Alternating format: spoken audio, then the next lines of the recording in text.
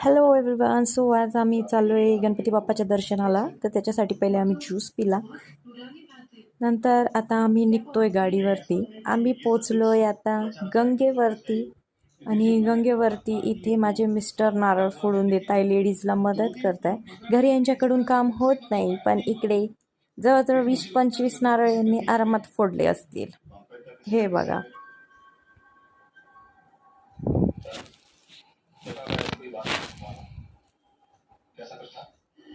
बघितले किती जोर आहे नारळ फोडायला. वा वा, क्या बात आहे. घरात त्यांचं मनगट दुखतं.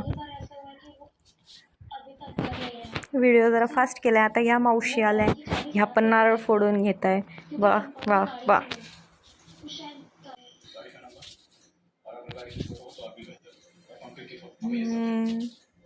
तर मी आता इथे देवीचं दर्शन घेते. ही गंगेवरची देवी आहे, खूप जागृत देवस्थान आहे. तर आज आम्ही नवशा गणपतीचा चाललो आहे नवस फेडायला. तर इथून आम्ही आता पेढे घंटी घेतली आहे. 11 नारळ इथे गंगेवरतीच एक आजोबा आहे त्यांच्याकडून घेतोय. 11 नारळांची पिशवी बांधली आम्ही. आता आम्ही ओवीला चॉकलेट्स, कोल्ड ड्रिंक आता ती खाणारच. दात किडले तरी पण आम्हाला खायचंच आहे.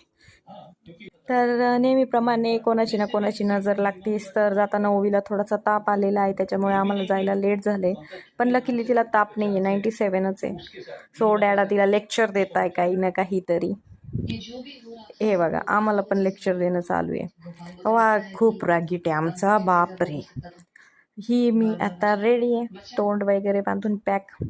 आता नारळ वगैरे ठेवतो. आता आम्ही गाडीवरती आम्ही निघालोय नवशा गणपतीला. तिकडे जाण्यासाठी आमचं तयारी चालू आहे. तर नारळ इकडच्या तिकडे, ह्या पिशवीतून त्या पिशवीत आता शिफ्ट करतोय. तर आता निघतो आम्ही. आता आम्ही पोहोचलो नवशा गणपतीला. सो आता आम्ही निघालोय खाली दर्शनाला. रात्रीच्या वेळेस आम्ही गेलो, खूप उशीर झाला होता तेव्हा.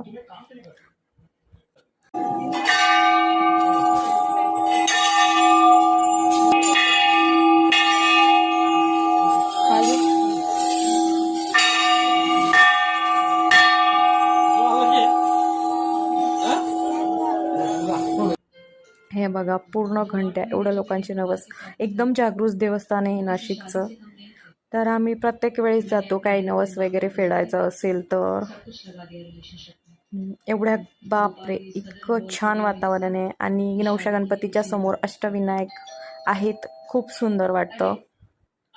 नाशिकला तुम्ही जर आले तर नक्कीच नवशा गणपतीला एकदा जाऊन या. इकडे ओवी अगरबत्ती देवाला लावते. खूप छान आहे इथलं वातावरण. एकदा गेले की एकदम छानच वाटतं. बाजूलाच नदी पण आहे. आता आम्ही इथे आमच्या पण नवसाची घंटी आम्ही इथे बांधतोय, देवाला अर्पण करतोय. तर मी यांना बोलले, इकडे बघा फोटो काढायचा. ते खूप लाजतात.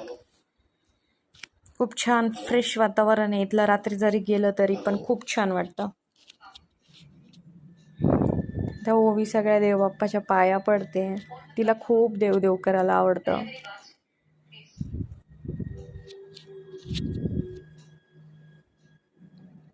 ओवी माझी कन्फ्यूज झाली, कुठे जाऊ मी, इकडे जाऊ की इकडे जाऊ. मी काही आवाज इथे म्यूट करून ठेवलेला आहे. आता ओवी सगळ्या गणपती बाप्पाला मी बनवलेले मोदक पेढे दाखवते प्रसाद. आता ओवी नेहमी सारखी खळली आहे, मला बोट बंदे बसायचे, पण रात्र असल्यामुळे बोटिंग बंद आहे. आम्ही तिला समजावलं. आता आम्ही निघालो. हे शंकराच्या पिंडीवर पहिल्यांदाच पिंक कलरचं फूल बघितलंय. कोणाला माहीत असेल तर मला नक्की सांगा हे फूल कोणतं आहे. तर आम्ही जिकडे पण जातो, कुठेही जाऊ, आम्हाला एक तरी प्राणी, मांजर स्पेशली आम्हाला भेटतंच. आता बघा, एक मांजराचं पिल्लू भेटलंय आम्हाला, बघतंय. तर मी त्याला पेढे दिले खायला, तर ऑब्विसली ते खाणारच. मांजर म्हटलं की त्याला पेढे वगैरे आवडतातच. आम्ही कुठे पण जाऊ, आम्हाला एक तरी प्राणी मिळतो म्हणजे मिळतोच. आणि स्पेशली मांजरं आणि कुत्रे, आम्हाला खूप आनंद होतो त्यांना असं खायला वगैरे दिलं तर.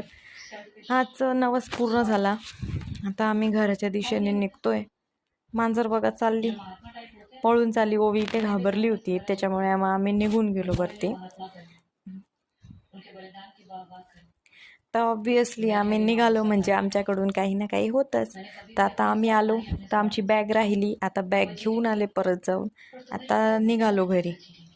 तर जाता जाता रस्त्यात मेळा दिसला म्हणजे आता ओवीला जाणंच तिथे. तर तिला आम्हाला घेऊन जावंच लागलं तिकडे. तर तिकडे ती खेळतीये. खूप छान होता तो.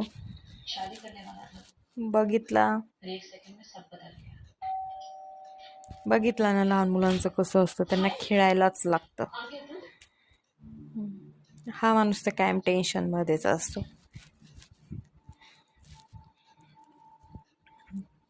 खूप रागीट आहे. इकडे झुले वगैरेचा मी छोटासा शॉर्ट्स काढून घेतलाय. आता निघालो आता आम्ही घरी. चलो आम्ही चाललो घरी. बाय चलो आमच्या घर पहा.